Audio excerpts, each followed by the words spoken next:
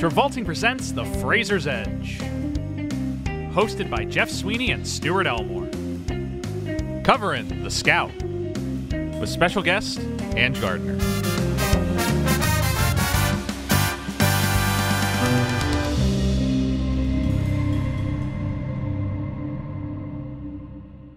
Hi, Jeff. Nemo! I have to find Nemo!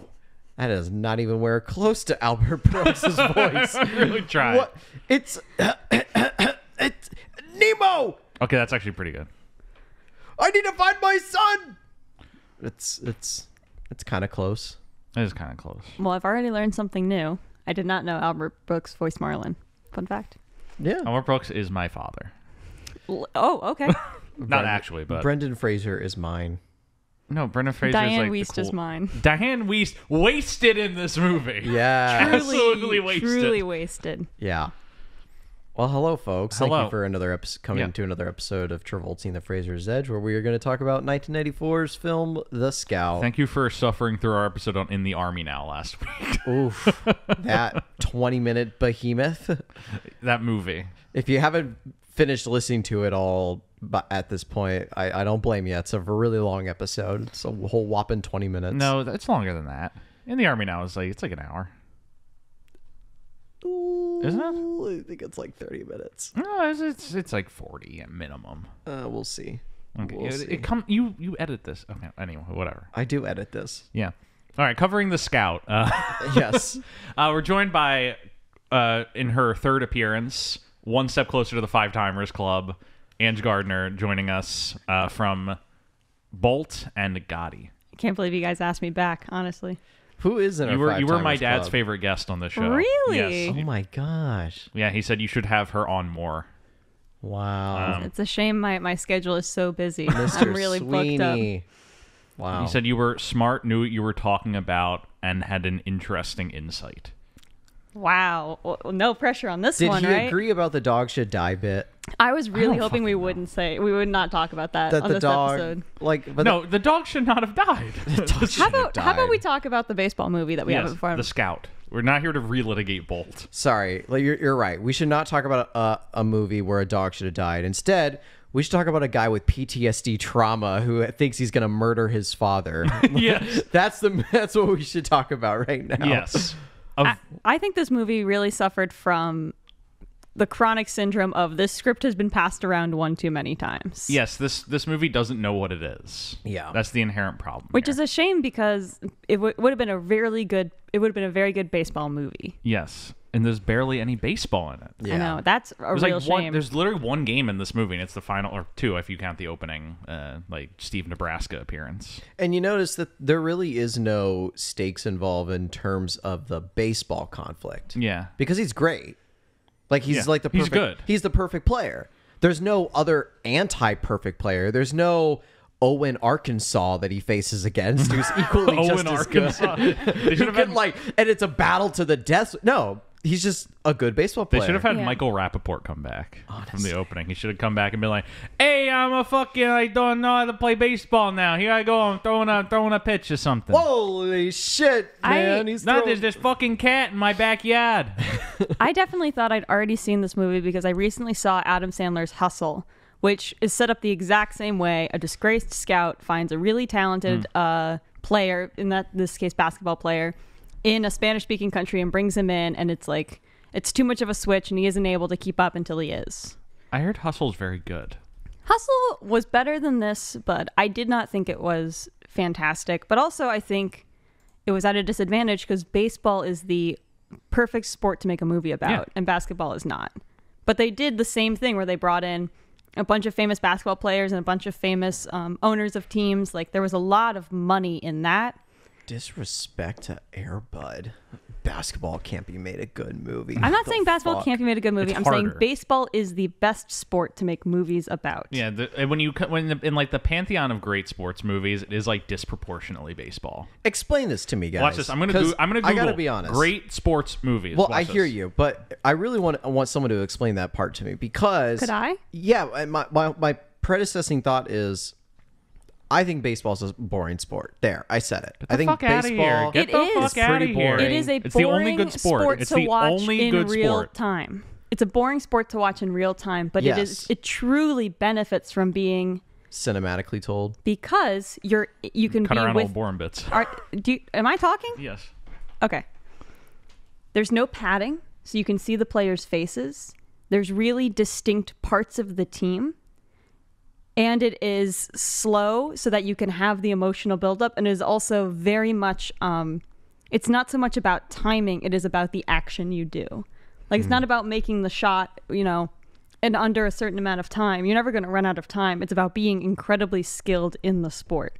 I want to make it very clear. I'm not saying that, like, baseball is a better sport than, say, football, hockey, basketball. I think those take a very same, although different skill set, same amount of skill. I think it benefits from being shown in a movie because you can be so in it and in it without any separation, right? You're seeing the action very closely and very clearly. Because in football or in hockey, right, there's this huge scuffle. There's no way to tell what's happening, even when you're in it. There's no way to record it safely. And there's all that padding. You're not seeing the players' faces or their actions because it is purposely so hidden to keep them safe. But in baseball, it's so spread out so you can really get into what's happening. Interesting. So it's like a lot of the blocking element. It is of a perfectly blocked stage. Think about like a Shakespeare stage used to be tilted so that you could see on the flat. Like, there is so much space out on the field where you can see different people doing different things. I guess it makes sense in the way of, like, imagine being like among a crew member of a baseball movie. Yeah. It's like, all right, we're gonna do a blocking rehearsal. Left field, center field, right field, first base, shortstop, third base, catcher, And it's actually, pitch. I've never thought about baseball like that before, in that it is inherently blocked very well for filmmaking. And it stays in the same place, right? You have all of this space, but the bases aren't moving. And it's not like you're going to really change up which angle you're looking at, because you're always going to be from home plate, roughly. Yeah, and I guess that makes a lot of sense in terms of when you mention football, and that it is like, it's got both disadvantages to it, where it's like, it's such a scuffle, so it's really hard to film, and they are wearing like face masks, so it's really hard to like catch any of the drama bits of it. See, that's why, like, one of my favorite sports movies is, I mean, I don't know, I'm not really huge into sports movies, but I think, like, I have like a small select few. But I feel like Coach Carter is one of my favorite ones. What the fuck is Coach Carter? I'm gonna be honest, I've never heard of that. Sam L. Jackson. You're on first name basis with Samuel L. Jackson. Sam L. Samuel Oh, L. you know me and Jackson. Sam. Yeah. It's Sam Jackson or Samuel L. Jackson. You cannot combine the two. And Here's Sam Jackson right now. And he takes over as a coach for a high school in a impoverished neighborhood. And it's sort of like, it's a story told like a million times of like a coach who's trying to like create a really good team, but also help the players in their personal lives, all that kind of stuff. But I thought it was, in terms of how the games are shot, it's done very well. And I feel like with basketball, because you mentioned this too, and where it has the added time element to it, where everything is so like fast paced, and you have like that like timer countdown element that adds the little suspense drama. That's why I feel like baseball, watching it in real time, in my opinion, is a boring sport. Like, I'd almost rather watch golf in that regard, because at least that's like relaxing in some sense. But with baseball, watching in real time, it's like you're watching the same thing, literally the same thing, because especially in Major League, it's going to be the same thing. They're either going to hit a strike, or they're going to hit the ball and dude's going to catch it, do that 3 times, swap, same deal, and at the end of 9 innings you get like 1-0, and that's it. As a big baseball fan, I do have to say that's pretty reductive. I understand what you're saying, but I do just want to note, as a big baseball fan, baseball is the only sport I enjoy watching. Yeah, I love going to a live baseball game. I don't understand football. Basketball is just a little too chaotic. I like watching baseball. Nah, I mean, I understand. I know it's a very popular sport, but it's America's pastime. I mean, what I've recently really gotten into as a baseball fan, I've grown up a baseball fan. My dad played baseball. I was a big Nats fan when I was in DC. I live near Wrigley Field for a reason. I always enjoyed baseball as a sporting event, and then recently I've really gotten into the story and history of baseball, which is why I was really excited to talk about this movie, because this is based very loosely on a real person. Very loosely, but yes. Yeah, but I don't think this story was, I think it was happening around the same time that, I don't know when Dave Stieb was playing, but this story reminded me a lot about his experience, I want to say with the Cardinals. I'm going to lose all of these names.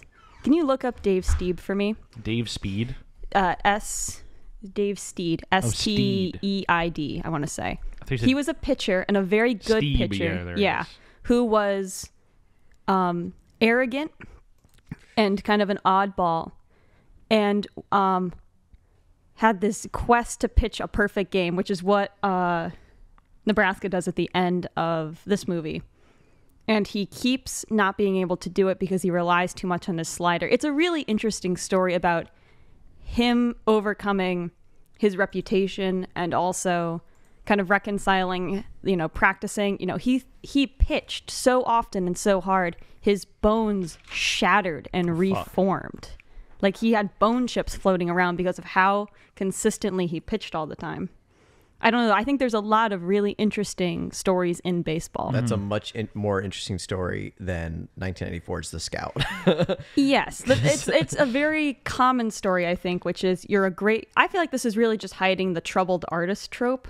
I had a film teacher who said, you never want to watch a film made by artists about artists. It's just going to be very reflective and, the artist is right and everybody else is wrong. Of some kind. Yeah. It's like Birdman, where there's like a 15-minute segment where it's just Edward Norton talking about critics are bad and don't understand his work. Yeah, it's dangerous as a writer to write about writers. And I think hiding it in sports is sometimes an effective way to do it, where it's like, oh, he's so good, but he's tortured. And he's like, just if he gets out of that torture, he won't be a good baseball player anymore.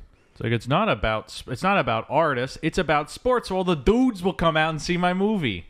Yeah, exactly. The dudes did not come out to see his movie. No, I saw that. It did not do well at all. And it's actually very interesting. I was wondering why you picked this movie, and knowing you have all this like baseball history and knowledge of it makes me excited to talk about this. Yeah, because we've already talked. I mean, you already like blew my mind with the blocking thing. I was like, that's actually really smart. That's why baseball works. Yeah.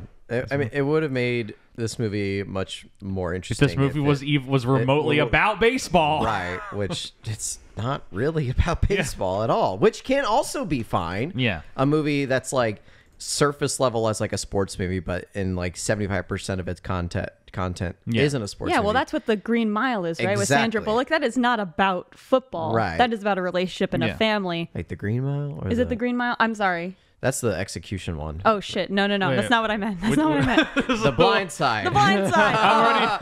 The Green Mile's the one where it's like, I'm ready to go to sleep now. Oh, no. Oh my I'm sorry. God. I was thinking Tom of the movie Hanks. poster, and it was the movie poster's like green. Oh, shoot. That's Tom Hanks getting healed with his UTI. What? When Michael Duncan like grabs him by his crotch and they have that whole scene where he like heals him and then he's able to pee, and Tom Hanks does the performance of a fucking lifetime when he pees like for the first time in 3 days. So as I was saying about The Blind Side, so amazing. as we're talking about sports movies, I just didn't want to hear something about Tom Hanks peeing anymore. Just for Green Mile, Tom Hanks, UTI cure scene, when he pees. I mean, we'll plenty of time to talk about with our next show, Hanking It. He hanks it in that scene. Okay, but The Blind Side. Well, I just feel like when I watch The Scout, and I'll be honest, I'm really rough with secondhand embarrassment movies. Watching movies where someone doesn't, they're not following the social norms or something like that. Like when he stands up and he starts singing. Yeah. I did not watch that scene. I was like, oh, I kind of feel like I know what's going to happen. I just did the YouTube 10 second to make sure I didn't miss any like big explosions. But that makes me very physically uncomfortable. Yeah. But I did think it was really interesting, this kind of idea of someone who's so disconnected by blocking their past that they can't engage properly in the present.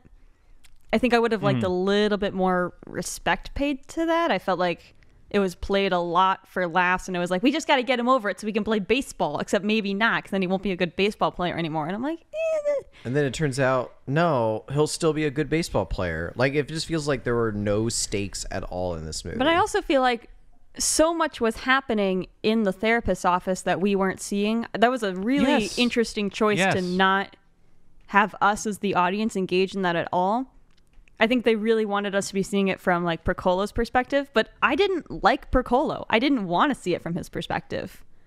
I I did not like him very much. And we very quickly don't like him. And it's just kind of like until we get to Brendan Fraser, we're sort of stuck with this character for a while. And so that was the thing is when he's in like Mexico looking for like a player to scout. I will say I thought that was the strongest part of the movie. That kind of idea of somebody going through as a punishment to all of these different kinds of games. Mm-hmm. But I would have liked those themes to then be introduced. Yeah. Where it's like, now we have balloons in the stadium and maybe we do like a Savannah Bananas thing where they have goats on the field. Like, I would have enjoyed if we learned more lessons, except for like these Mexicans don't know how to play baseball. It's like that. Yeah, that seems a little racist. It's only racist, I think, because then we don't take any lessons from it. It's just like, oh, there's a white man here who can play baseball. It's like, well, what if we started serving cool food, right? Yeah. You can actually push what's happening here, and that is something that is today. I don't know. Do you guys know the Savannah Bananas? No. Mm-mm. It's a baseball team. So baseball's dying. Baseball is a dying sport. People are not going to see baseball the way they used to. And the Savannah Bananas saw this and said, well, what if we make it audience aimed? It's not about being a good team. It's about the audience having a good time, almost like a show instead of a game. Sort of like the Golden Globetrotters, whatever. The Harlem Globetrotters. Harlem Globetrotters. The Golden Globetrotters. The Golden Globetrotters. You know what I'm talking about? Yes, I do. Yeah. And yes, it's very similar. There's a lot of big theme nights. There's a lot of performances. Like, the players on the team are good baseball players, but they're also actors in the same way. The tickets are cheap, and when you buy your ticket, it includes food in it. And they, like, I saw an interesting video recently about the math. They're making, I think, $250,000 a game because you cannot get tickets. It is selling out constantly. Incredible. And it's only because, like, the only reason it's selling out is that they're not taking themselves seriously. And that's what I saw when I was watching these games in Mexico, where it's like he's leaving to take a phone call. It's like they've got the band there. It's kind of fun. It's interesting. People are kind of, I always thought about like monster trucks. It seemed like people were treating it kind of like a monster truck thing. And I was like, cool, we're going to have a movie about not taking yourself seriously and like the Yankees learning something from this new player. And we did not get any of that. Yeah. I felt like this movie did a good job of surprising me, but I was not pleasantly surprised. This movie, every time I thought I understood what this movie was going to be about, it would change. Yeah. And I do have to, and we'll get into this later. I think, it pains me to say this, I think Brendan Fraser is part of the problem with this movie. I would agree. I think he was typecast. I think he's not playing the character either too big, he's not playing them big enough, and he's not playing them small enough. Yeah. He needs to pick one lane or the other. He's trying to Goldilocks himself into the perfect like oatmeal or whatever the fuck the bears are eating. But he ends up just becoming like kind of a boring character with no real point to him. Yeah. Like, this movie was originally written as a ridiculous over-the-top comedy. And it's not. This movie also... Well, they didn't let it be, right? It felt like they were taking themselves very seriously. It's like... Because I think they have the real New York Yankees owner. Yeah, George Steinbrenner is in this movie. That's the problem. I think if you're going to bring in people who actually care about baseball, you have to take the movie really seriously. Kind of like Hustle really took itself seriously. It was like, this is a very serious basketball movie that Adam Sandler is making. Because he's trying to put himself as a very serious actor. That sentence was... And he's succeeding, right? Uncut Gems was great. A great movie. Yeah, great movie. And he was great in Hustle. But you have to either do that or you have to go like a... slapstick kind of. I was going to say Savannah Bananas, but I've been having trouble with stuttering recently. Sorry. Of course, right before I come on the podcast. No, it's all good. But it's either really... You're right. He's trying to play both. And it's like... I didn't like his character either. I felt like it felt like a neurotypical actor playing an autistic boy. Yeah. Isn't that what it felt like? Yeah. Yeah, I got that part too as well. Fraser feels out of his depth at this point in his career in this role. Oh yeah, I would love to hear where this falls in his kind of arc, larger pantheon. Yeah, because I don't really know anything about Brendan Fraser's history. I just know this movie. Right now, we're basically at the point where he's leading smaller movies. Yeah. And then in bigger, like, Hollywood movies, he's playing second fiddle to an established star. Yeah. Like, we're coming off of the run where it's like, he's in Younger and Younger, playing second to Donald Sutherland. He's in Son-in-Law, as a cameo. He's in With Honors, playing second to Joe Pesci. He's in this, playing second to Albert Brooks. Like, all these established stars are taking the lead, and he's kind of like the new kid in town who's rising up as like the sidekick character. I definitely think it's really interesting for me at least, I didn't grow up seeing Brendan Fraser. I think I'm just a little bit too young, or I wasn't watching old enough movies. Because they're really pitching him in this movie as like a heartthrob, right? It's like, this is the hottest man in town, but I didn't grow up seeing him that way. So it's kind of disconcerting for me to see him treated as like a Ryan Gosling on screen. Yeah. I'm like, oh, is this... Here, I think I watched Stuart do the Matt Damon aging and before my eyes when you said I didn't watch older movies enough. I watched Stuart actually age before my eyes. At the time of this podcast being recorded, I am 21 years old. I'm very sorry. It's the year 2022. The year is 2022. Oh man. I mean, to be fair, like I think I was still a little young too, because I want to say like Brendan Fraser's heartthrob era. That was late 80s, early 90s, I want to say, right? It was wasn't 2000s. It was early 90s, because up until once we get to like The Mummy, I want to say it's right as the first Mummy is when there's a not like a decline, but it's shifting from teenage heartthrob to action star heartthrob. Yeah. And and if that sounds confusing at all, I would ask this question to the audience. It's like, we know there's a difference between a Zac Efron from like the mid 2000s heartthrob and a Tom Cruise action star heartthrob. Does that make sense? And I feel like that's the transition Fraser makes after the post Mummy, and that's why I feel like people in your generation, also our generation, we look back and it's like, oh, Brendan Fraser is like a teenage Ryan Gosling heartthrob. Like, that seems a little weird. That's because in our early to mid childhood, Fraser was already kind of over that hump and turning into more like a sort of a matured wine heartthrob. Yeah. Right? I feel matured wine. That's a way to say it. I mean, hey, The Mummy, Ricochet O'Connell. Because I've said many times The Mummy is the hottest movie ever made. Well, and in The I will Mummy stand by 2, this. The Mummy 2, he's a dad. He's married. His kid's like, 12 years old. That's hot. And he's not, so that's not like teenage Ryan Gosling heartthrob, but he has like daddy heartthrob. All right, I'm gonna whip this. Tell me, have you ever seen a more attractive image in your life than what I'm about to show you? It's taking forever to load. Well, remember, my attractive movie growing up was Pirates of the Caribbean. Ever seen anything more attractive than this photo? I mean, I want to be both of them, and I want to be with both of them. For the listener at home, it is a picture of Brendan Fraser and Rachel Weisz in The Mummy. Academy Award nominee Rachel Weisz, right? Yes, I think winner, no? Hopefully, within the next 2 months, Academy Award nominee Brendan Fraser. We're rooting for you, buddy. The whale. It's gonna do it for him. We're anyway. hoping. Yeah, I definitely got a little bit of like 17 again in this movie, where it's like he has a box full of women's numbers. Like, they literally can't keep their hands off of him. And I don't look at young Brendan Fraser and feel that. And that was also tough for me. I felt like they were really trying to sell that when that wasn't important to the story at all, right? Yeah. He's already a good baseball player. He doesn't also have to be like hot, dripping sexuality. And I think those are all holdovers from like I'm gonna quickly run through like this movie, the history of this movie.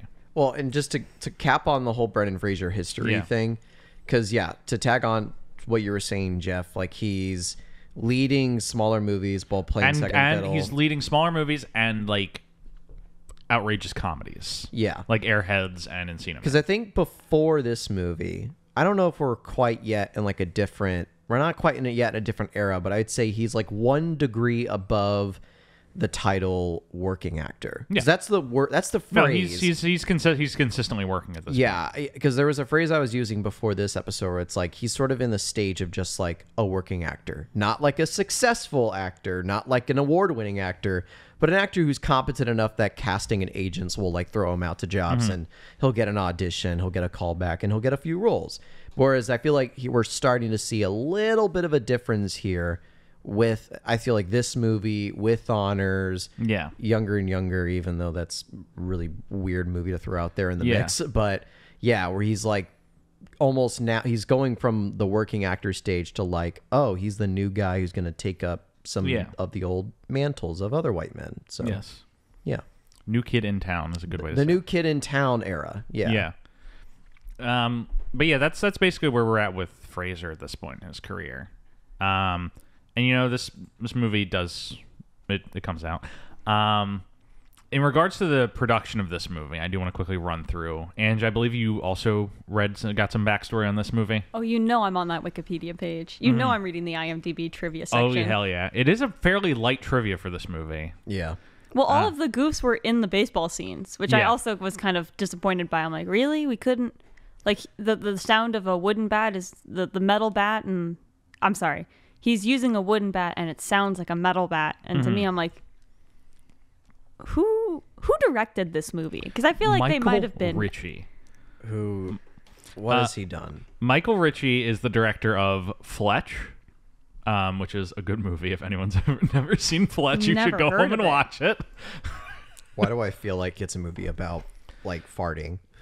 No, it's based on a noir comedy book series about a guy named Fletch. There's a new one that just came out called Confess Fletch with John Hamm that I hear is very good. But it's Chevy Chase. Is that his biggest movie that he did, Fletch? I did not feel like this was well directed. Yeah, he had done The Candidate with Robert Redford. The Bad News Bears. I'm going through like what are his. He did a lot of movies. I'm trying to find all like big ones. Well, Fletch, you The can Golden do a lot Child, of movies and Fletch still not Lives. be a good director. He directed he wrote the story to Cool Runnings. I was about to say he directed Cool Runnings, but he did not. That was Turtletop, our old friend. That was John Turtletop, everyone's favorite. But yeah, that's Michael Ritchie's general career. This movie had a long, torturous production cycle. It took 10 years, didn't it? This is one of those classic Hollywood, like, the script's just been sitting around and every few years someone new gets attached to it. Because, like, this movie was written in the early 80s, and the idea was Peter Falk would play the scout, Columbo, and then Jim Belushi would play the player, according to Jim himself. But it just, like, it kept getting pushed, and, like, they couldn't get the funding, and then Peter Falk said no, Jim Belushi said no, and then Jim Belushi got to be old. They offered it to Rodney Dangerfield, and he said no. They were basically ready to fully abandon the movie before Albert Brooks, like, agreed to play the scout in it. And Brooks did his own rewrite on the movie. He's credited as a writer. Because when he came in to play the role, he's like, all right, this thing's a little too crazy for me. Because it was written as like a bananas comedy. Hence why they was, I saw written super over the top and slapstick, and then they pulled it down. Yeah, hence why they were trying to get Rodney Dangerfield for it, because he's an over the top guy. But when Brooks came on, he's like, all right, I'll do a rewrite. I'll make this a little more grounded. I'll try and find an emotional core. I feel like the humor in it it's very Brooksy humor. Like it comes from that like Brooks Seinfeld like style of comedy, New York comedy. Well, I definitely feel like this has. You guys have heard the what went around the writers' room at Seinfeld, which is like no hugs, no lessons. Yeah, I feel like this movie had a very no hugs, no lessons sort of deal. Like we did not learn anything, and all of a sudden the stakes just get dropped. I mean, Brooks basically he fought kind of with the studio about this movie. Because he wanted it to kind of fit very much into that Albert Brooksy style humor, that Seinfeld-y, no hugs, no makeups, no hugs, no hugs, no lessons. No hugs, no lessons. Brooks said specifically, he rewrote the script because it was written very silly. He said, it did not, in my version, did not end like Rocky with that big bullshit ending. But the studio was forced to... He said the studio forced him to force the director to change the ending. Oh my god, that bullshit Rocky ending. I will say, and I think this is going to be another dog die situation. I don't want to watch things that don't end well. Mm-hmm. I let me take out the double negative. I want to watch movies that end happy. Yes. So when he pitched The Perfect Game, I enjoyed that ending because that's what I want. I want to see people pitch the perfect game. Dave Steep ended up pitching a perfect game, by the way. Good for him. If anybody's wondering about where I stand on that. Yeah. But I also did recognize that it took forever for him to get off that roof. And the thing was like, oh, if you just don't push it, he'll do it. Like it's a petulant child. Yeah. Well, and to me, it's like to go back to Rocky, that movie does end happy. Rocky is the best movie ever made. Because even though he loses the match, he still wins his sort of boxing match at life. Yeah, and I feel like that could have been sort of... He loses the match, but he sets down his goal. He goes the distance. Yeah, he goes the distance. Run! Yep. And yeah, he has Adrian there. And so I feel like this could have been a movie where it's like maybe he doesn't play baseball, but he like recovers from his traumas or whatever. Because there are other ways to like call it a happy ending without filling in all the pieces. Let me just quickly restructure the writing process of this movie. This movie's written as a bananas comedy by Andrew Bergman. They struggle for 10 years to get it made. Albert Brooks comes in and decides, all right, I'm going to take the bananas away and just make it kind of a cynical, like, I'm trying to think of cynical and New York style comedy. Yeah, grounded comedy where it's like about a scout who just like gets in over his head and keeps struggling to like put things together and gets more and more flustered as the movie goes on. Right. The comedy is in his version. The comedy is inherently the scout just like getting like digging a hole deeper and deeper for himself, which is very Brooksy. It's very Brooksy. Yeah. And then the studio doesn't like that version. They had originally attached to a bananas comedy version. But they're like, all right, we'll give it a happy ending. We need a happy ending for this. And some pretty big slapstick comedy. Like when he's throwing the plates out the window. That is crazy. So this movie's like 30%, 33% a slapstick comedy, 33% like a cynical New York comedy, and then 33% an attempt at a Rocky style, like uplifting sports drama. Those three do not work together. No. They are three very disparate movies. I would say they could work together if they were integrated. It felt like we were watching three disconnected movies. Yes. Which was the three characters, right? We have our slapstick Nebraska, our like gritty New York Piccolo, and then our Diane Weiss therapist, Dr. Aaron. Who's barely in the movie. And also I felt like there was a lot more sexism in that movie than there needed to be. I was like, it's not funny enough to make the joke where it's like, a woman doctor from Harvard in the 90s? Like, whoa. You already got the racism, and you already have the like anti-trauma recovery. We don't need that as well. We're good. My ideal version of this movie is the Brooksy version of this movie, where we keep all those bad elements in, but it's about this guy digging a hole deeper and deeper for himself, and he ends the movie in jail. That's where my ideal version of this movie ends, is the scout is in prison because he keeps like fucking it up. That's Airheads. Kind of, yes. Yeah. Oh, yeah. Because like this guy is like, he's racist at the beginning, he's sexist, he's like only in it to try and get himself fame. He keeps like forcing these players into situations they don't want to be in. My ideal version of this movie ends with his punishment, not him getting like to become a father figure. I just think if they had picked one topic to digest, right? Yeah. Talk about the stress of being a major league player when you're only used to the minors, right? Yes. Talk about the recovery of having an abusive father and then working with a manager who is not good for you, right? Talk about coming from a place where baseball is different and then learning how to do baseball here and bringing new elements into an old sport. All three of those would have been great movies. And your movie where he ends up in jail. It's all right, though. And like it's just such a strange mix. This is such a Frankenstein of a movie. You can see all the different limbs and where they came from, but it doesn't work as a full creature. It is fair to say this is not a good movie, but it's an excellent case study. I really enjoyed watching it from a writer, director, filmmaker's perspective, which is, oh, this is wrong, but you can see all the stitches. You can see the seams. Yeah.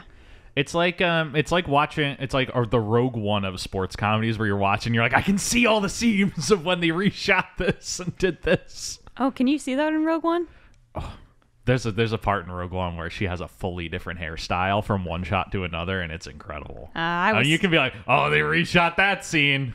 I was so blown away by the story, I was not paying attention, and that that's how that works. Where Forrest Whitaker is bald in the trailer, but then has a full head of hair for the entire movie. And you're like, all right, well, okay, we reshot all this stuff. Anyway, this is not the Rogue One cast. Rogue One is an interesting story about how a movie got made. Yes, it is. So is this, The Scout. I feel like we've kind of contextualized this movie. Do we want to kind of dive into the plot a little bit? Sure. Yeah, I'm here. Kind of just go through like the beat by beat. Yeah. Hey, Stuart actually took notes for the first time in like years. Yeah, I know. Yeah, I'm seeing a lot of blank pages in that notebook of yours. Well, look, like you'll notice at the very top of this, it says Fraser's Edge, because one before this is Life on the Line. Can you believe, like, the last time I took notes on this podcast was the Life on the Line episode? Yes. Things have changed. What is going on? What is going on? Let me restructure.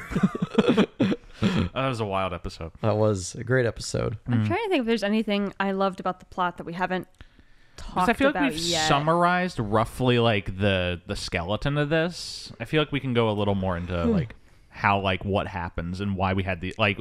I want to go through those seams that we talked about, discussing the seams. Yeah. Hey, you got me for another hour. Yeah. I'm gonna start charging double after that though. So. Okay, yeah, we gotta get her out by 12:47. I got a Florida vacuum. Let's see if we can get approved for more penalties.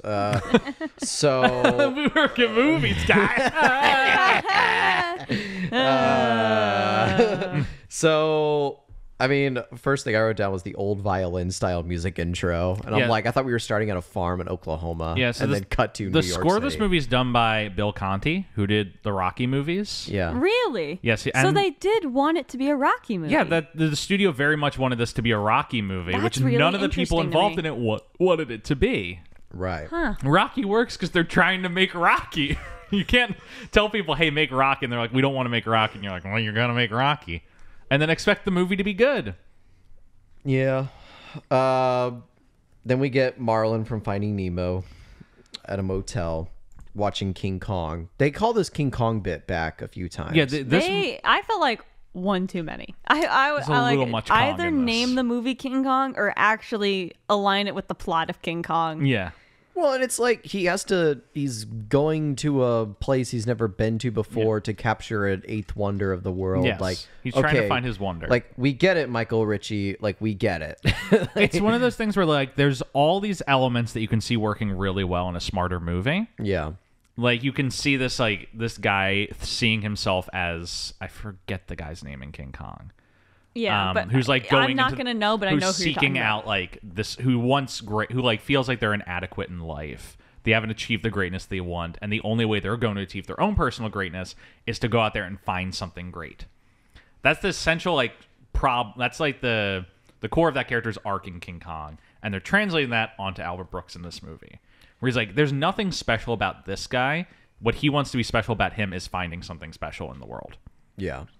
And, you know, Beauty Who Killed the Beast and all that shit. But then if you're going to do that, then first off, Brendan Fraser needed to have a much bigger, like, stress-induced panic attack where Yeah. he has a baseball and he's just, like, swinging it at Yeah. people. And also, if he's gonna be a heartthrob and he's gonna be King Kong, why is he not shirtless on a building? It should have been George of the Jungle Why is he style. not hanging out of a building shirtless? He literally did climb onto the roof. Yeah, he does like- climb onto the roof at And the so, end. like, they're literally getting close to that. And then... Well, he says he's like, I think I took this Kong thing too seriously, and it's like, oh, you didn't take it seriously enough. Yeah. That's the problem. Yeah, lean into that a little bit more. Right. It's like you eventually you need to get graphic about it. Like, we needed like a sniper to shoot him off the roof to fall Yeah. on the baseball field. It's like, oh man, it's really also- sad about the sniper. And then Albert Brooks takes his hat off. It's like, 'twas not the snipers, 'twas beauty that killed the beast. He walks off, credits roll. Yeah.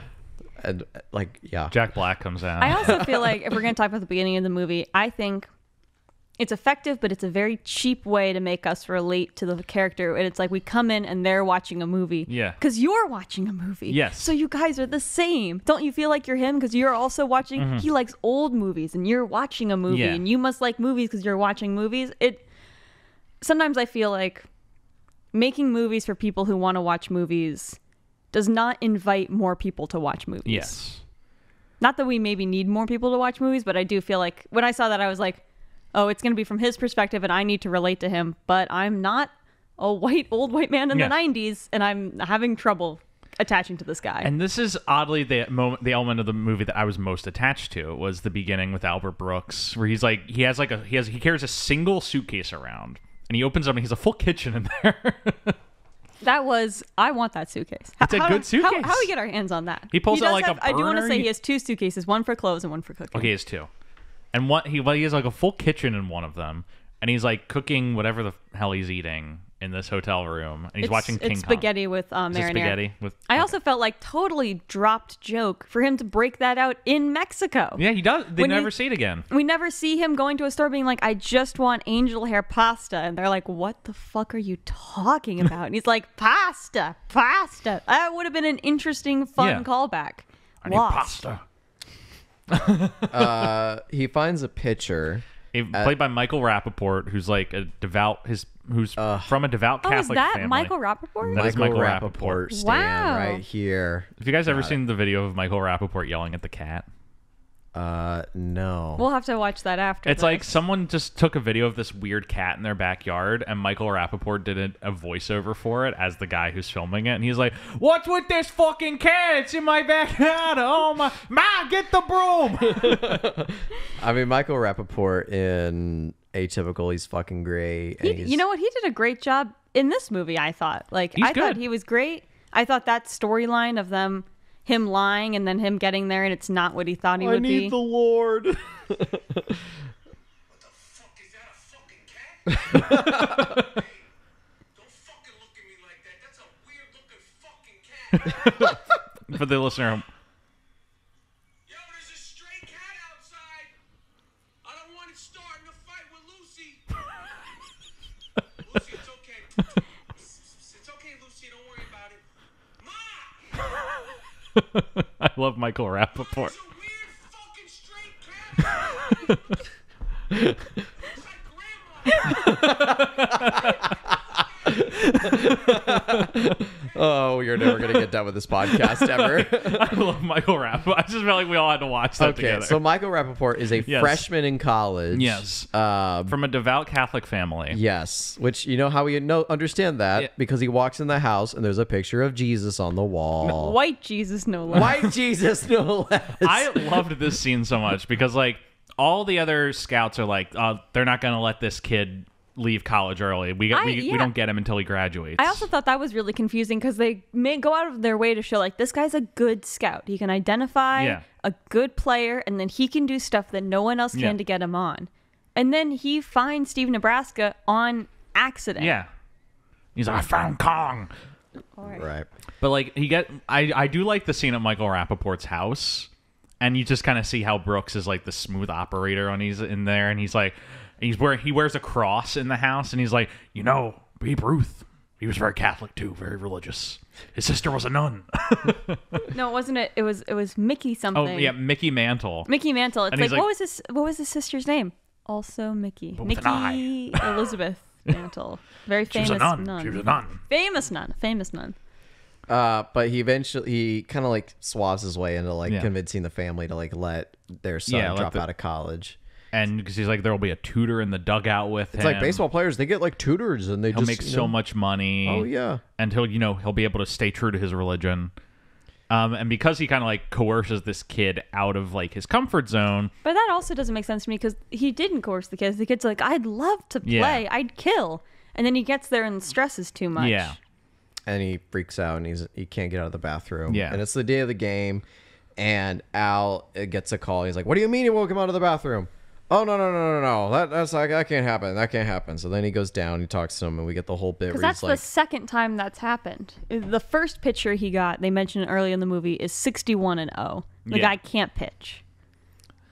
And then they need a new Right. pitcher. He finds this kid. Kid's too young, can't do it. He gets in trouble. He Yeah. finds a new pitcher who can also hit. right. And so he meets with the manager of the Yankees. What was this guy's like connection? Because George Steinbrenner plays himself in this movie as the manager and owner of the Yankees. Yeah. I think the manager is an actor. It's like it's the general manager is the guy. Okay.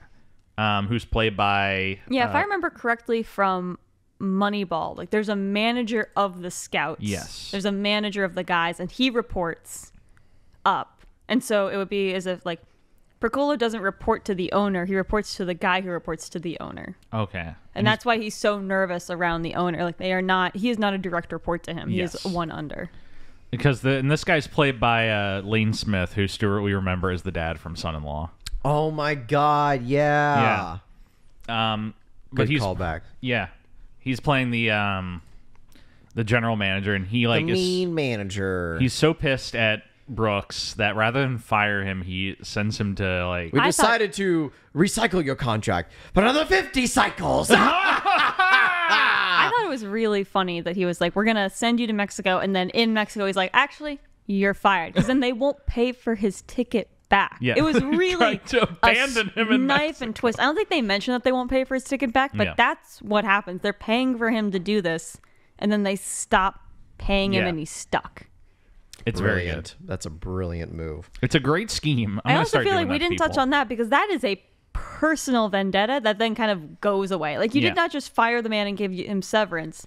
You sent him out of the country to get stuck Yeah. somewhere rural and then fire him. That's a burn your house and kill your family kind of a guy. That is salt the ground. Yeah. But then, hey, when he brings back Steve Nebraska, it's all sunshine and But he brings back roses. Steve Nebraska and he lets the Yankees bid on them. Yeah. And he gives him to the Yankees, and then he's back at the same spot he was before. I feel like when they wrote that, they wrote the first half, or maybe they shot it, and they were like, it doesn't have to be the Yankees. It's really open. And then they were like, oh, shit, like we don't have any other teams that'll help us. Okay. It's the Yankees. I feel like the better version of this movie has a longer middle act before he rejoins the Yankees. And like Yeah. the third act of the movie is Brooks like getting to return to Olympus and be with the Yankees again. But, you know, like, you can't go home again. Well, that's, again, it goes to like my biggest like thing about this movie is that there are no stakes. Yeah, there's no There stakes. is no conflict. It literally is just like everybody gets what they want in this movie. And so while he's in Mexico, he finds Steve Nebraska, Fraser, who's brought out on the pedestal as the one white guy in the town who can play baseball. And so, like, here's the thing, and I wrote this down, but I think I know the answer because, like, I've been to hockey games. Yeah. And I know in hockey games they'll play both the U.S. national anthem and the Canadian anthem, and that's partly because like hockey is a Canadian originated sport, and so in this scene in The Scout they're playing the U.S. national anthem, but at the time it confused me because I was like, wait a minute, Because Steve Nebraska's the American in town. okay. Because I wasn't sure if that was literally because of that or if it was because it's like 100% baseball is like because an of that. American originated sport. So like, No, it's because Steve Nebraska, I think, is American. And they're like, this is your song. I also feel like we never got to know why he was in. They never explain They why never No, explained they why he's in don't. Mexico. They never explained what happened to his family. his dad was abusive. and This that's movie had all a the context we really get. rough production cycle is all I get out of this. Yeah. But I feel like surely the script supervisor is reading this and is like, we never explained that. And they're like, no, we don't need to. I am willing to bet they shot all that because there's no way you get Diane Wiest and you give her third billing and she's only in 3 scenes. Yeah. They definitely shot significantly more therapy sessions and decided to cut those out in post for some reason or another. Well, probably because Fraser didn't know what to do, right? Because you can't have a slapstick therapy session. Yeah. That does not work. It was probably just tonally not You can do a meshing. comedic therapy session like Always Sunny in Yeah. Philadelphia, but that gets really Dicey. dicey as Especially it in the should 90s, they and do this- not have enough self. Yeah, and this movie awareness should to have do gone significally more cynical and just done that.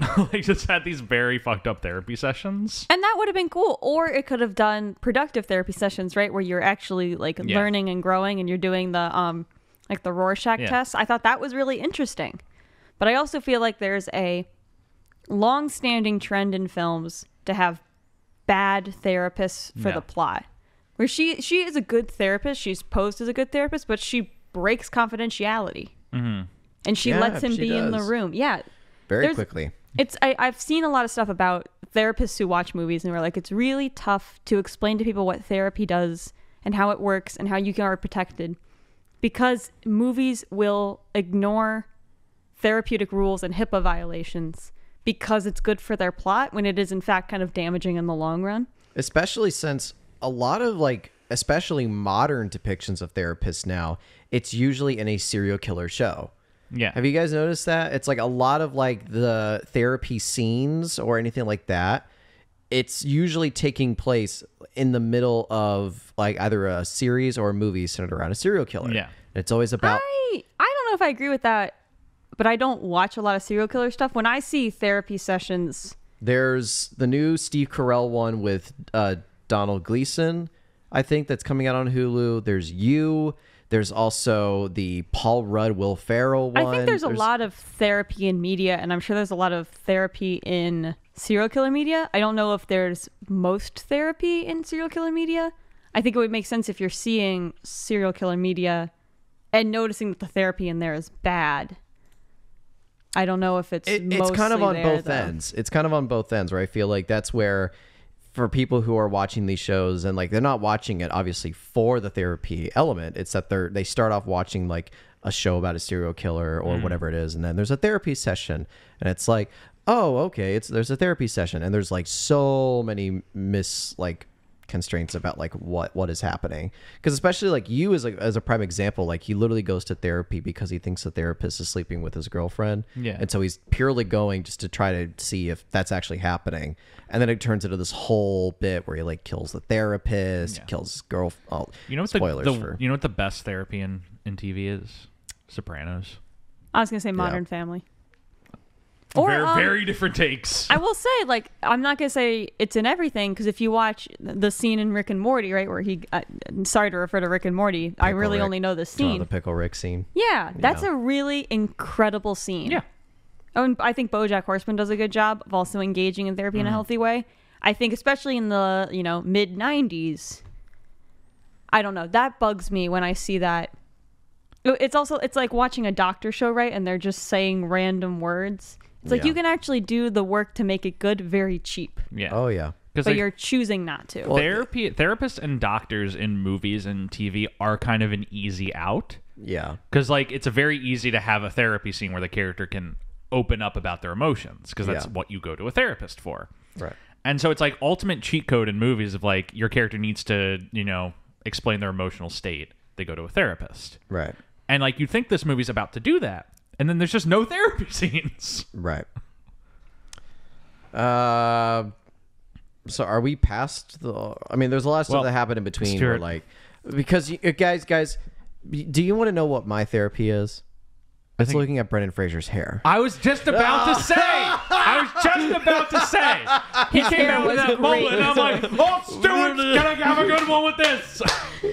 All right. His hair was pretty fantastic, I'm not going to lie. His hair. I can't even deny it. Jeff, pull out the fucking list. Cue the And music? don't. Oh yeah, let's cue the hair ranking music.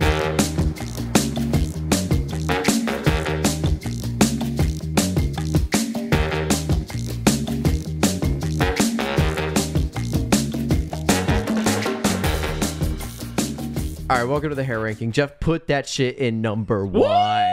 Put that shit in number one. I don't even need to know. I don't even need to know what's number one. What is number one? The list is still loading. Okay. Your internet's slow today, man. Yeah, my internet's not doing well right now. Gotcha. I don't know. I don't know what's happening right If now. I remember correctly, I think it's a long hair. I'm sure it is. Fraser. Have you guys movie. done George in the Jungle yet at this point? Not yet. We have not. But is that even real? Did we? I mean, Stuart, we count wigs.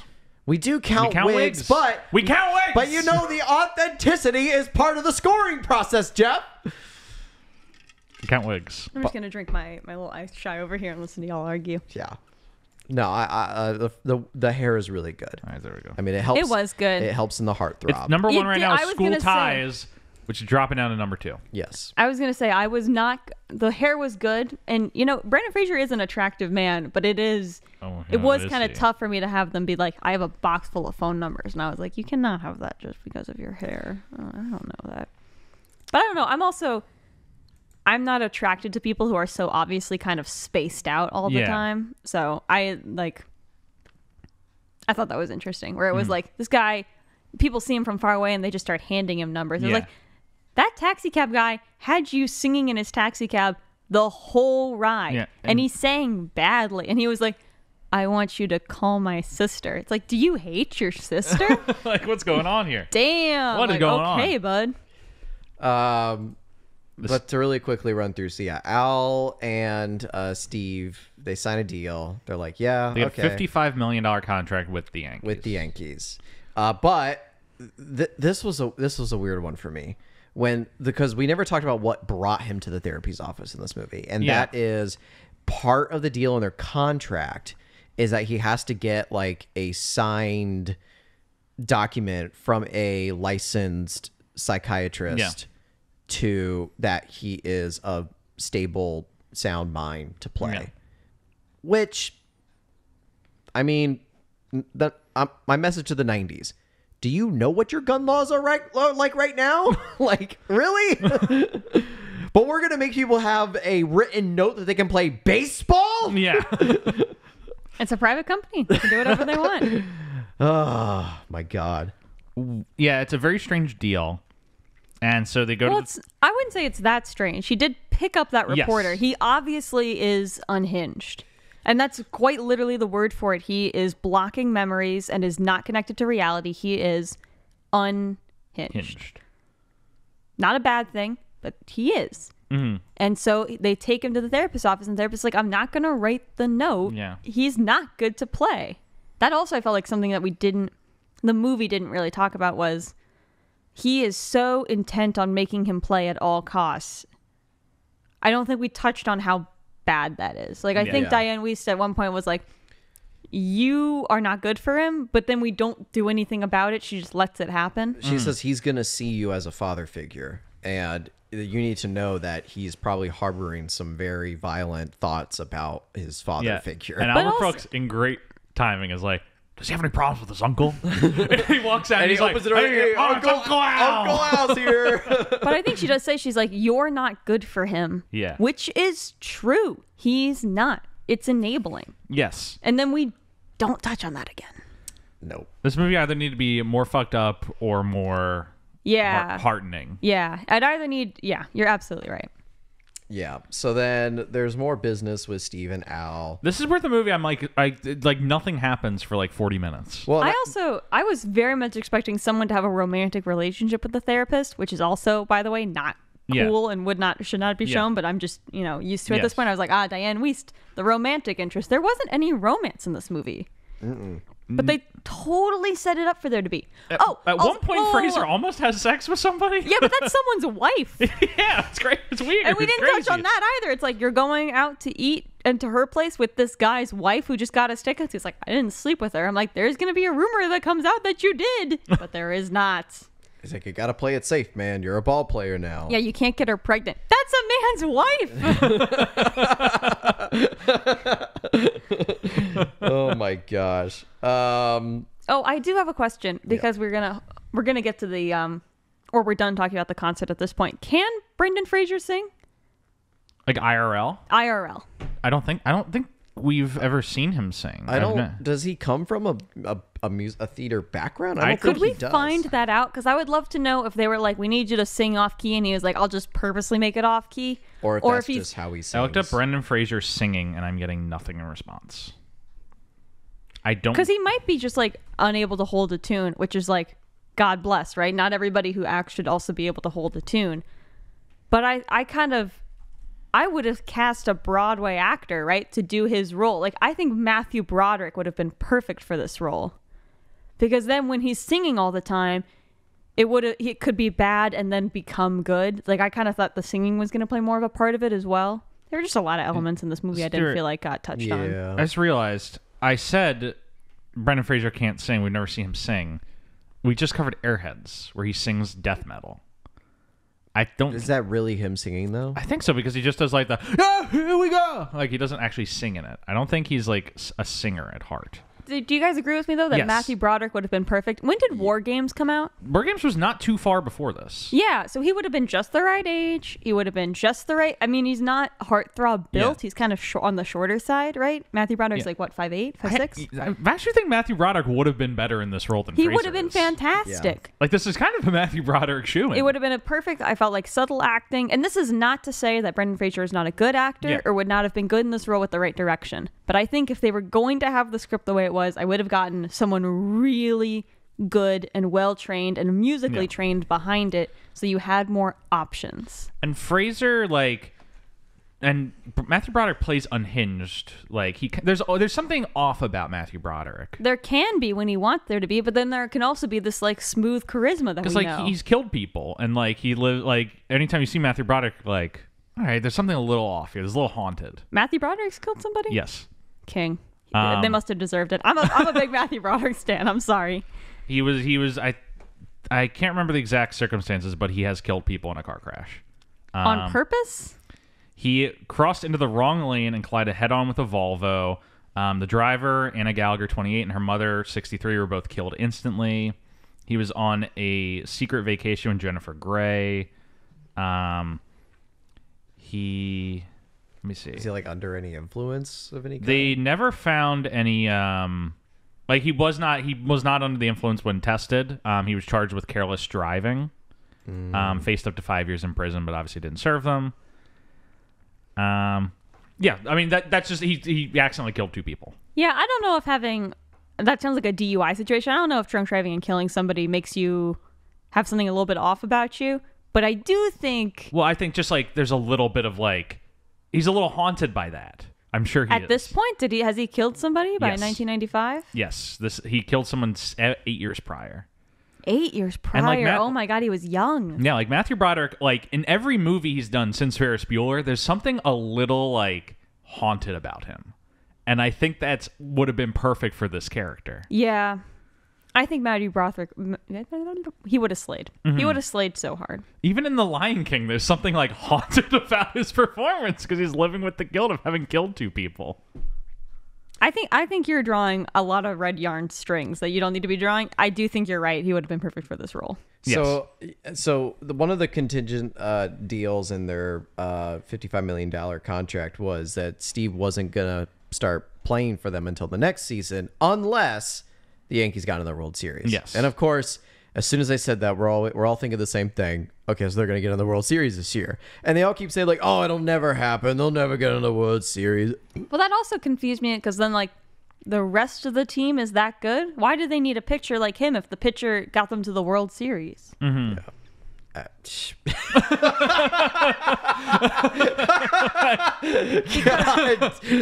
There's also, the fucking door, Angela. I mean, again, going back to my interest in baseball, Dave Stieb's story is you cannot have one good player carry a whole team. Yeah. Dave Stieb was a fantastic pitcher who did not see any medals or Hall of Fame.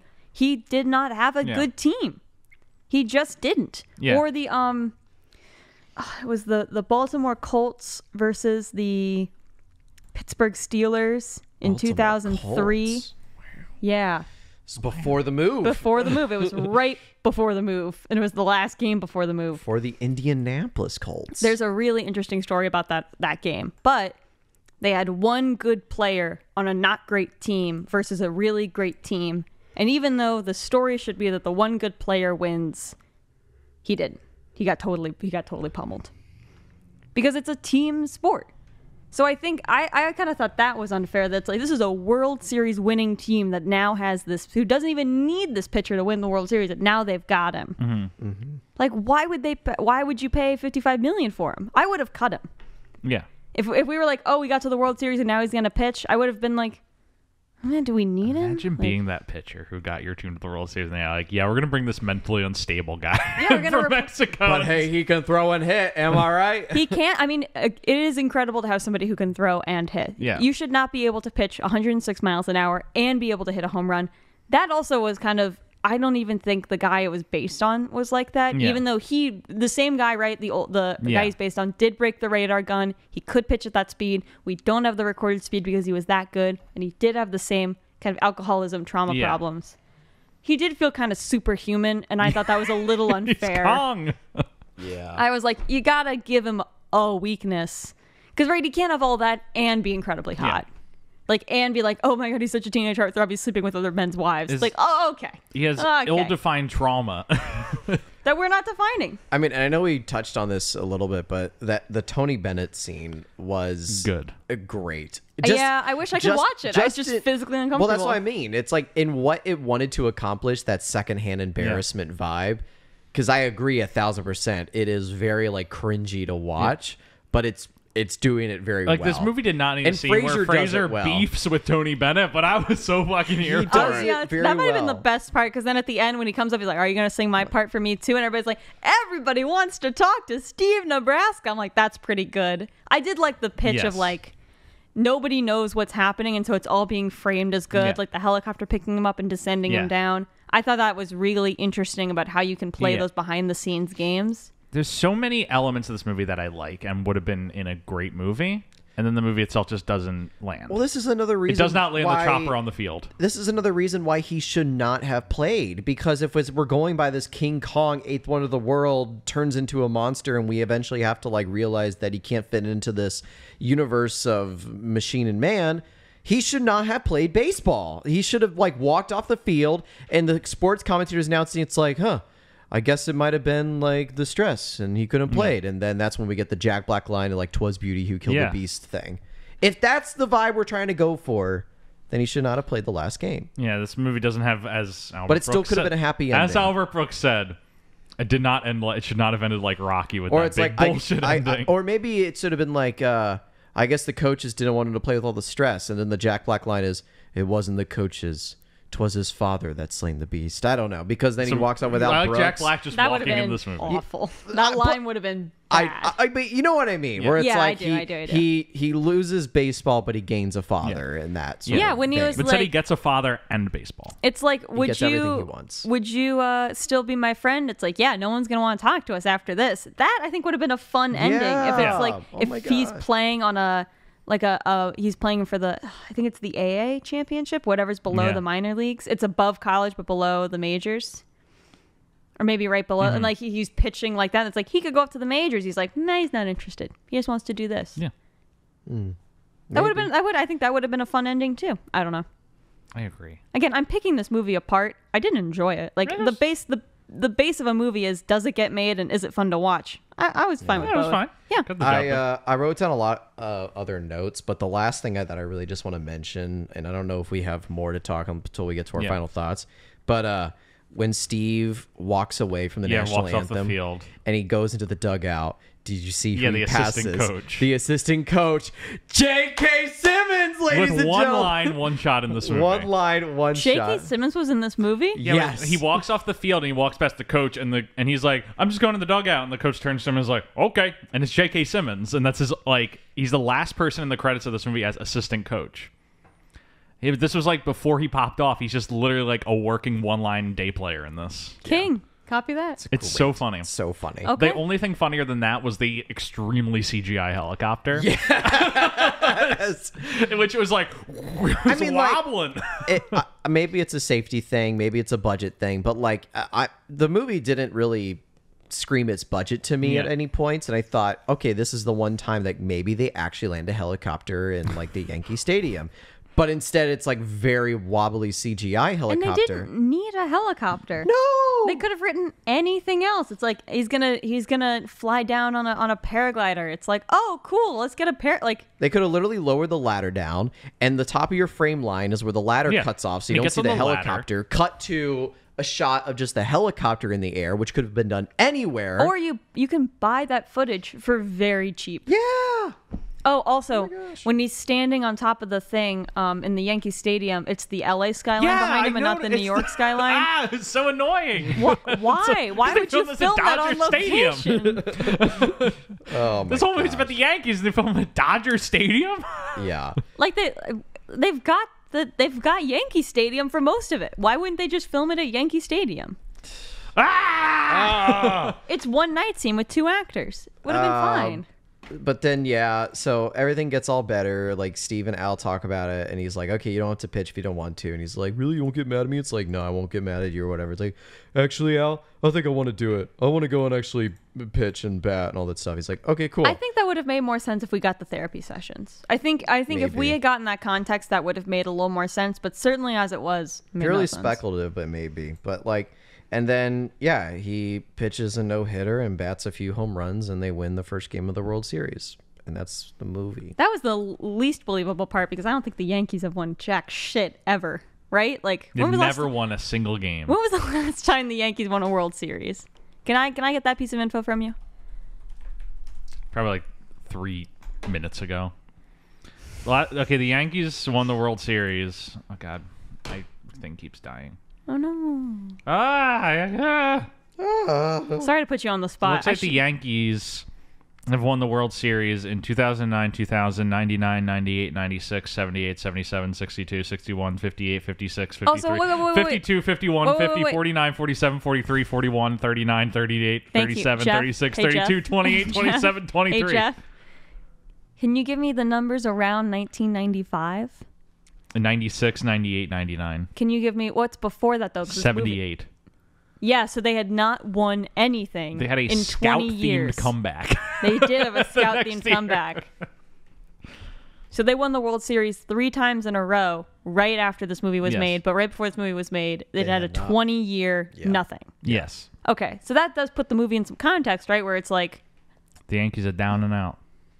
I was like, they're not gonna. I feel bad what I said about the Yankees. I'm sorry. I'm sorry to Yankees fans. I can't remember if May's a Yankees or Mets fan, and so now I really feel like I gotta. It was like the Cubs Mets having baseball? a Back to the Future theme to come back in 2016. Yeah. Yeah, they There really, was a Scout theme come back, and no one saw this movie, so no one remembers it. they really did say, gotta But win. that's That's the a movie. good segue into this movie coming out and making no money. Yeah. In fact, it did not just make no money; it lost a tremendous amount of money. Do for we the know studio. how much the budget was? Because I know it made $2 million in all. It cost $20 million. Oh, It that made is it $2.6 million. Damn. that is This really movie's a tremendous tough. flop. It only made $1 million in the box offices. What's like a normal amount of money to make in the box offices? It all depends on your budget. What you would depend It would be like $10 million though, right? It's like $10 million in the box office for opening weekend, right? Opening weekend. It's so difficult because it all depends on the scale of your movie. Like, for example, like Solo, a Star Wars story, made like $90 million in its opening weekend, which is a huge amount of money. Tremendous flop. Lost so much money. Meanwhile, a movie makes like Everything Everywhere All at Once made like $5 million in its opening weekend, and it was a huge hit. So it all depends on like your budget scale. Yeah. Can you do me a favor and look up $20 million movies in 1995 box office weekends? If you go to thenumbers.com. Yes, the best website ever since they torpedoed Box Office Mojo. Box office The mojo. number- It used to be a great Numbers.com. website. TheNumbers.com. You ever been on here while you're looking that up? You ever been on thenumbers.com, Stuart? Nope. It's a for anyone listening, That's what it this is a guy's for. free website that you can look up the budget and the money made on a movie, and it will break it down by genre. You can compare genres in certain years to how much money they make in the box office. It's kind of I used it a lot when I was writing producer papers in film school. Because I used to write I was in a development class where I had to write a lot of, I wrote my final paper on if I was going to take Jennifer's Body and I was going to make 2 more movies off of it. I was in charge of making it into I know a what trilogy. Class. I know what class you Yeah. took. I took that same class. It's a great class. It was a good class. It was the best class I think I took at Columbia. What class is this? It was like development and strategic planning of movies. Yes. And it's all about kind of what you would be expected to turn into your studio if they had asked you to do something. Like if my studio called me and said, we're going to give you $20 million, what are you going to make? I had to write that paper. They're like, we want to remake Jennifer's Body. What do you think we can do? And I'm like, this is the budget I think we can make it with. This is the amount of money we should make back from it compared to movies that have come out at this time. These are elements I think we need to have in it to make it popular. This is the former kind of popular range, like who watched the movie when it originally came out, who do I think is going to watch it when this movie comes out, how do we include both. I learned in that class that's why we have so many double genre movies, right? Like action adventure, Yeah. like romantic comedy. Well, 4 quadrant hits. Because it covers more genres and therefore more different kinds of people want to watch it. Or if it's an action romance, right, you get people who like romance and action, not just people who like action or romance. So, Ange, to answer your question, Thank you so much. 2 good examples. I can't find exactly 20 million, but a movie we covered on the show, Get Shorty. That movie came out. It was it cost $30 million. It made 115 at the box office. Yeah, so it like that was a really big flop. Yes, the possibility of money was in the 100 million, and not just The Scout, in fact, lost so much money that it basically looks like it ends Michael Ritchie's career. No, it looks like he got sick and passed away. But he does 2 more movies after this, but neither of them are really that notable. This movie is the last big thing that he did. And then it doesn't do anything for Fraser.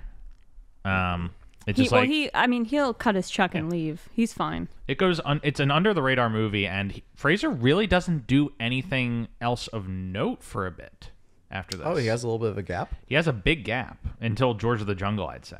We have like 5 or 6 movies to cover, but they're all cameos that's or like interesting. indies. In my head, George of the Jungle was before this movie, because when I watched it, I said to myself, oh, they saw him in George of the Jungle and thought he could bring that character over. But what must have happened is that they saw this movie and said, I wonder if we could kind of shape that to be what we want for George of the Jungle. Well, what they saw Encino Man and said they can put that in this, and then Encino Man translates to George of the Jungle. Oh, copy. Okay, so was this movie the beginning of this kind of quote-unquote typecasting for him? The kind of the Encino himbo? Man kind of starts it.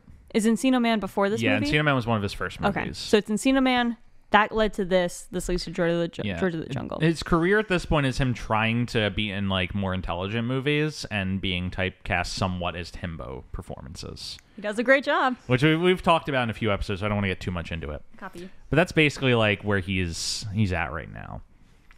So yeah, I think that's The Scout. Do we have anything else we want to say? I'm trying to remember back on Bolt. I think I was really positive about that movie. I feel bad that I kind of tore into this one. No, don't feel bad. We had that's to what get this. both That's what this show. They can't all be winners. We have to cover. It's 2 out of 3 appearances you've been on this podcast, and have been mostly negative because the other one was Gotti. Great I movie. was pretty positive about Gotti. I said I Ange did really like enjoyed Gotti. it. Yeah, You did like Gotti? You brought me on for the roast session thinking I would hate Gotti, and I that's said I probably was what like, it I kind of was. really liked Gotti. That's Like I what it enjoyed it. was, I thought it yeah. was You fun. just supportive all five boroughs. I am wearing a Gotti shirt today. The Bronx. If you think I don't do that in my daily life now, to my Italian American partner, my New York Queens, Staten Island, Listed them out. in the wrong order, and she's like, Let me tell you something. "Stop! I beg of you." The greatest fucking city in the world. My city. But yeah, I was out with my COVID vaccine yesterday, so I really enjoyed having this movie to watch while Oh, I yeah. made a PowerPoint presentation. This was a perfect movie to play right next to my PowerPoint presentation. I was very, very happy. Have you seen her? We'll talk after we What? finish recording. Okay. I made a very big PowerPoint presentation for a very small assignment. Yes. Somebody asked me to do a little bit of research, and I said, "Oh, you know what I'm going to do? Go crazy on the hose." But then again, that's what I always Stuart, say. you're going to very much like this. So, Ange, thank you so much for coming on. Thank you so much for having me. Please, it's always a pleasure. We will have you back, I'm sure. Who's in our 5-timers club? There's only one person in our 5-timers club right now. Mark Tilley. Mark Tilley is the only 5-timers club right now. I can't blame you for that. That guy is a joy He is a joy. He's smart. Likes talking about movies. and such a huggable And face. He's what a Give sweet- that man a little smooch on the What a mouth. sweetie. Anyway, What a sweetie. yeah. I just want to say that about Mark Tilley, 5-timers club member. Well, I would love to make it into the 5-timers club if you will have me back. You Thank will you so much. you will definitely make it in the 5-timers Yeah, club. Lord knows. Lord knows. Stuart, you have any final thoughts?